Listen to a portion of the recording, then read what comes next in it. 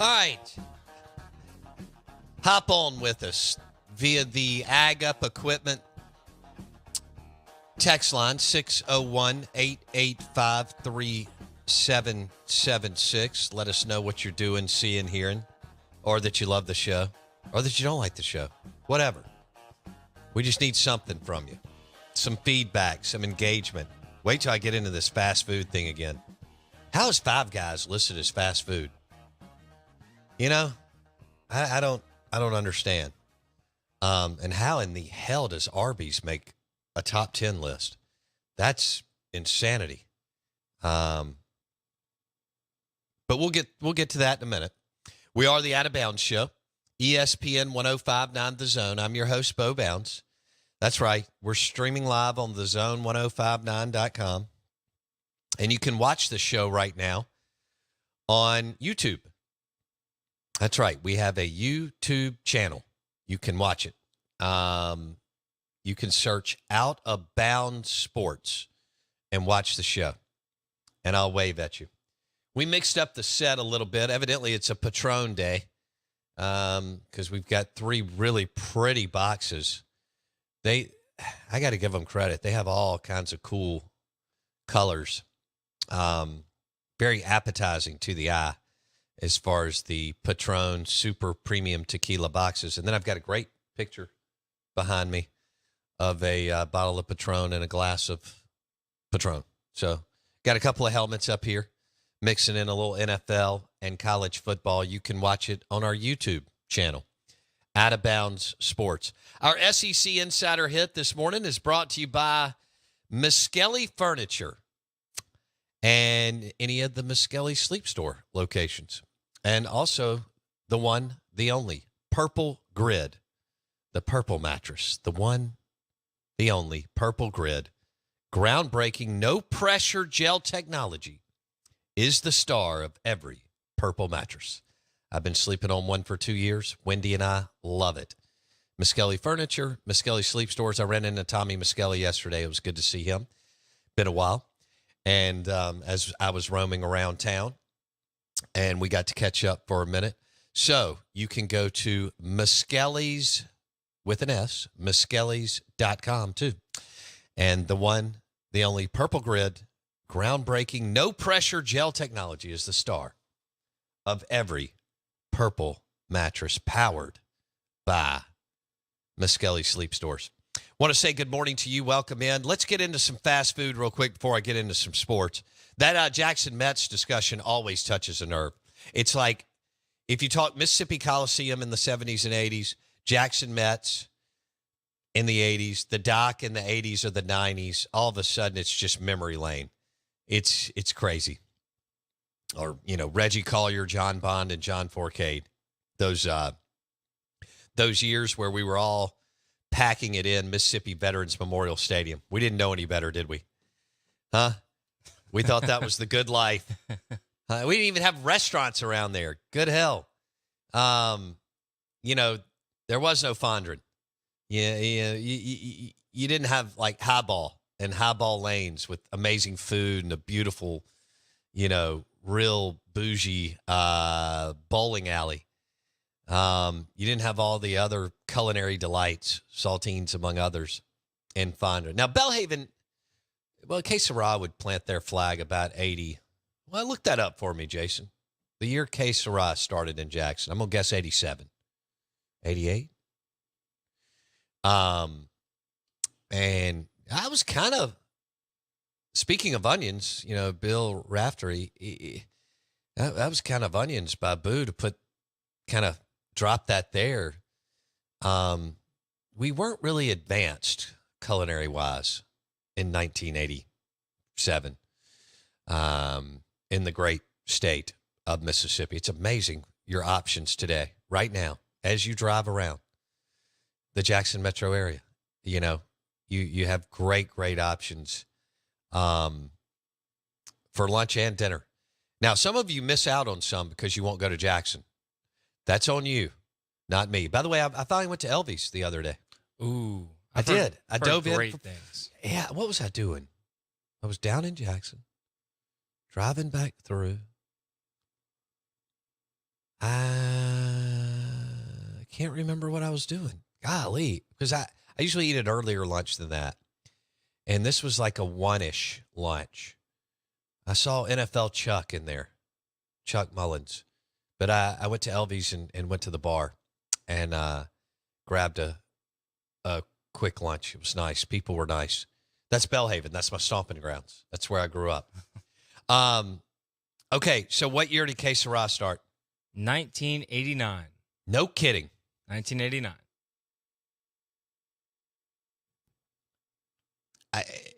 For every bit of over 10 years, it had amazing food. I mean, the menu was, I always reference like the julep menu and what Patrick Kelly did with that. There are certain menus, Robert did it with Crescent City. There are certain menus you can sit down and there's just going to be like multiple items on there that are going to be fabulous. That's what Que Sera did. Iconic, historic.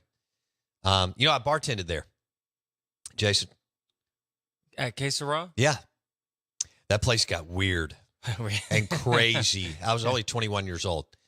And after when it started trending towards midnight, we stayed open late. I don't know why or how. And Wow. I just did whatever. I showed up, I'm 21. I'm slinging some drinks, whatever. But that place got, there. We had some times there. It just kind of all came to you. You didn't know what was going to walk through the door about 11. It wasn't the dock, okay? They're two different speeds and layers and all that.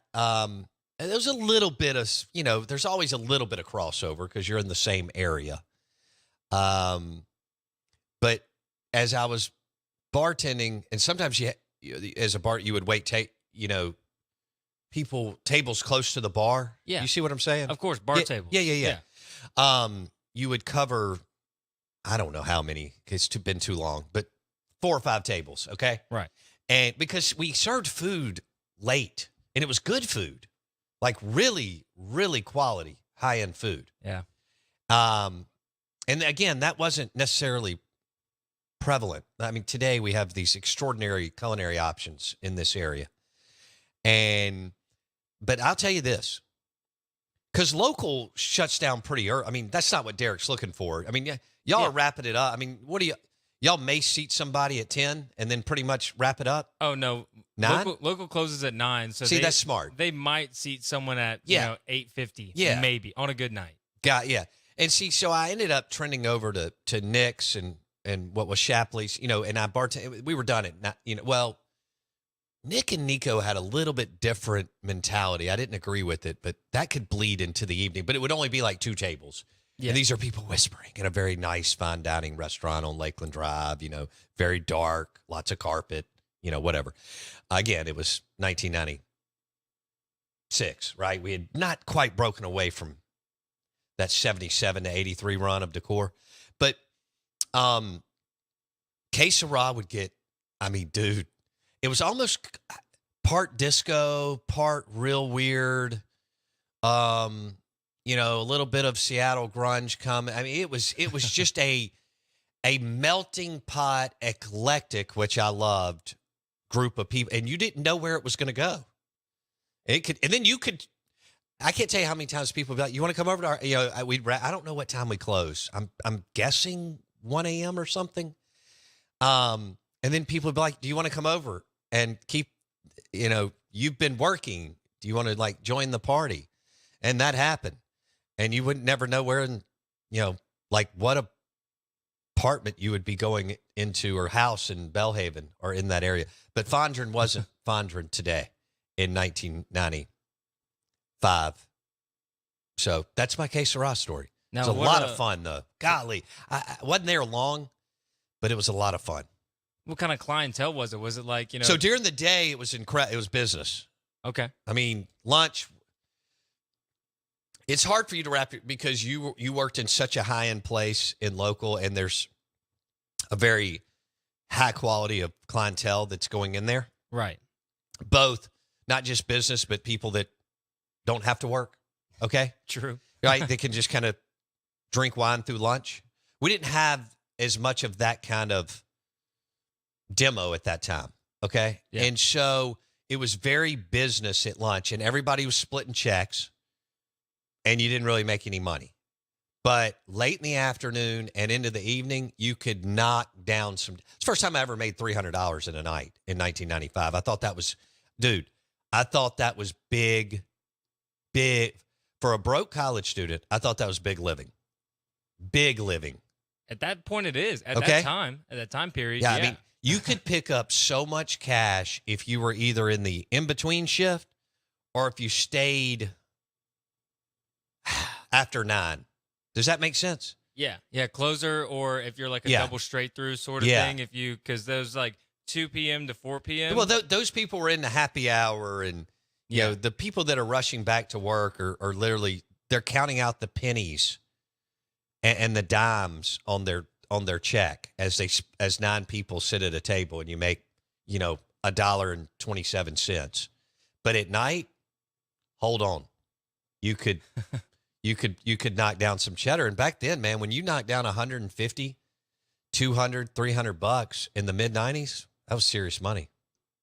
Man, talking about counting pennies and change at the table, I worked at Babalu as a server, and kids ate free on Sundays. No, and you didn't want to do that. Man, that PB&Js and boogers all over the tables and floor, and Kool-Aid and lemonade and all that kind of garbage. I stayed away from that.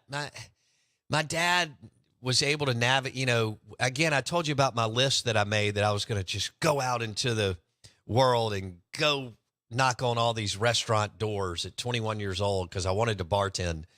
I guess cocktail had too big of an impact on me in 87. And hell, I was a kid then, but this is 8 years later and, or 9. But the deal there was he didn't make fun of me or like berate me. Like that generation was very, you dumb so. It was just, he was very low key, and he just went, that's a good list.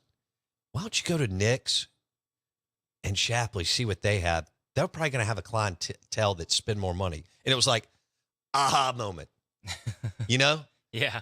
And it worked out. It changed my life. I got to meet a ton of people, and it kind of changed the trajectory of where I was going.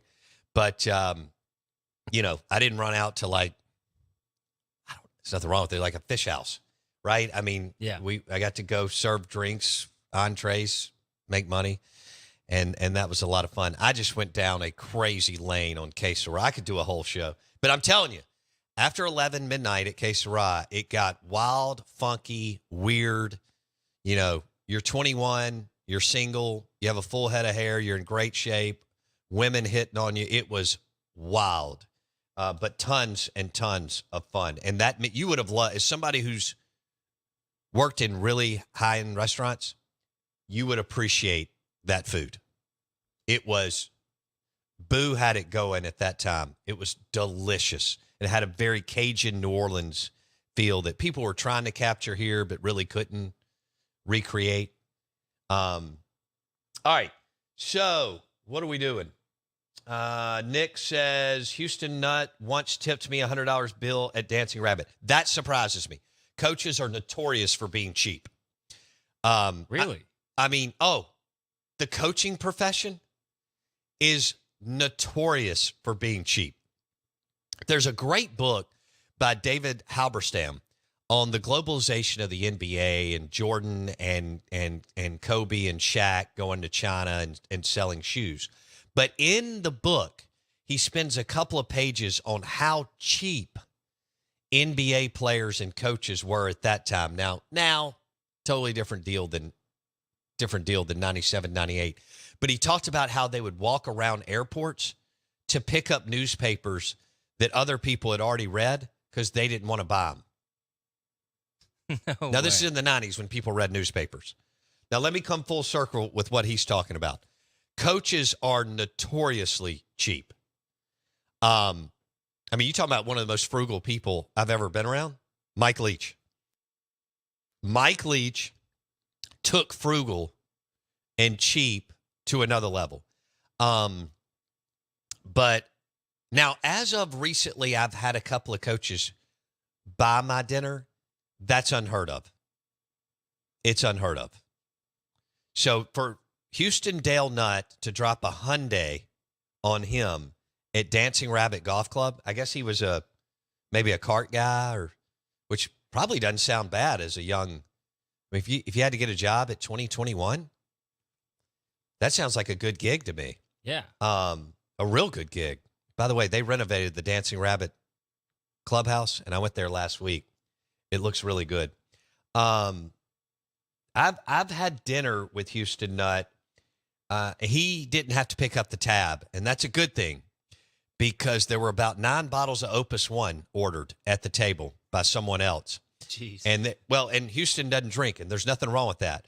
But most everybody else at the table was partaking, including me, and R.C. Slocum beside me, and Philip Fulmer across from me, and Vince Dooley. I think Vince had more wine than all of us combined, and his wife. But the bottom line is Houston Dale was not going to pick up that tab. I'm glad somebody else did. But that surprises me on Houston Dale Nutt. We are the Out of Bounds Show, ESPN 1059 The Zone. Our YouTube channel, search Out of Bounds Sports. And it's brought to you by the one, the only Purple Grid mattress from Miskelly Furniture and Miskelly Sleep Stores. Any of them.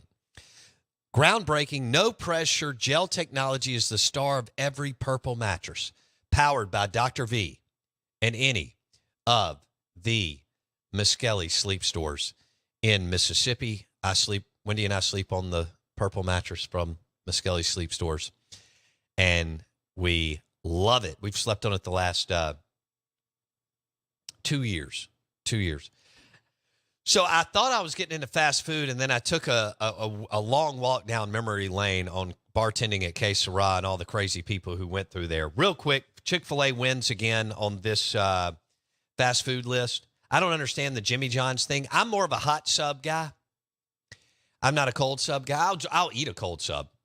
But I'm more of a hot. If I go home during the day, which I do a lot for lunch, if I'm not, well, not a lot, but when I can, if I'm not meeting somebody up here or going somewhere. Right. And I'm firing up the oven as soon as I come in and fixing a boar's head turkey or ham sandwich with all the stuff, fresh stuff. We've got some really good tomatoes in there. Wendy made these pickles. She sliced these cucumbers and put them in. It was awesome. And so on. But I haven't had Jimmy John's. You have, right? Yes. Okay. Of course. It's just like roast beef subs and turkey subs and meatball subs? Yeah. Okay. Are they known more for their delivery or people coming in? Known more for delivery. They have a slogan that is like that they're known for, and it's escaping me right now. But That's okay. I'm over it. Number 3 is KFC. I find that hard to believe. I haven't had KFC in, gosh, I don't know how long, a year, 2. Papa John's is 4. Domino's is 5. Haven't had either one of those in a while. Probably had a slice of pizza in Starkville during football season. Five Guys is 6. Surprises me that Five Guys is in the fast food category. I finally had Five Guys. I told you coming home from the Dominican Republic last month. Burger was good. I was starving. I'd been in starvation for a week. So it was delicious. The bag of fries had enough grease to fill up a swimming pool. But at that point, I needed something. And then I walked down the row of the airport in Atlanta and got a good glass of wine. Well, hold on. That's relative compared to what the offerings were at the Dominican resort. Okay. Although it was beautiful and the rooms were great, Pizza Hut 7. Is Starbucks really fast food? See, that's what I'm wondering. That doesn't make sense to me. There's 2 coffee places on here that I'm quite confused about. Okay, Arby's 9, Dunkin' Donuts 10. This is a weird list. Chick-fil-A's number 1, McDonald's is last. Oh, and then they did sit-down places. Now this was crazy. Outback 1, Cracker Barrel 2, Longhorn Steakhouse 3, Texas Roadhouse 4. Okay. And Olive Garden 5. I remember going to a Longhorn Steakhouse in 1998 when I went to Atlanta for the SEC championship game for Mississippi State, Tennessee. Let's see. It was for Wendy and I. It was our second football game. I'd taken her to a Saints game a couple months before. I don't even know if she knew why we were going to Atlanta. She just knew it was exciting and people were fired up. I'm not convinced she knew that Mississippi State was playing Tennessee until we got there, and she didn't need to know. But that was my first experience with Longhorn Steakhouse. Winnie and I had lunch in Atlanta in 98. And at that time in my life, I thought that was fairly swanky. Any thoughts? Well, only time I've been, I waited like an hour for rolls, and I was like 12. So you were out. Yeah. I got it. Yeah, never been back. I understand. All right, so that was that. I don't know how much juice was there. Do we have time for how long is this Will Rogers, Mike Detillier stuff? Oh, it's quick. It's about 15 seconds or so. All right, this is Mike Detillier on Will Rogers at the Manning Passing Academy. Where he's gotten better is on the intermediate, longer throws, where there's not as much air under it. And he was pinpoint. He was very good. But he's always been a very accurate passer. Always has been. But I think what's going to be the difference this year is his ability to get out the deeper throws. All right. So Mike Detillier saw Will Rogers up close and personal at the Manning Passing Academy last week. And that's the third person who said Will's a little bit bigger, a little bit stronger. He's still got 60 days to get ready for what could be his last year, but may not be his last year as he's got a COVID year. Doesn't it feel like Will Rogers has been playing for 10 years? Yeah, it's like the Tim Elko of Mississippi State, I think. Yeah, I was actually thinking Jake Mangum because Jake started day one. I don't remember Elko his first couple of years, but I guess I do remember him his next to last year and then the last year when they won the title. But, you know, when Will was thrown into the fray in game two of his freshman year, maybe KJ Costello was knocked out or hurt or whatever, and to play pretty much the whole time since, that's pretty remarkable. If he's a little bit bigger and a little bit stronger, you know, could be a big year. He had a good year last year. And I know he's looking to build on that. They had some good wins though. A&M, Auburn, Arkansas, Ole Miss.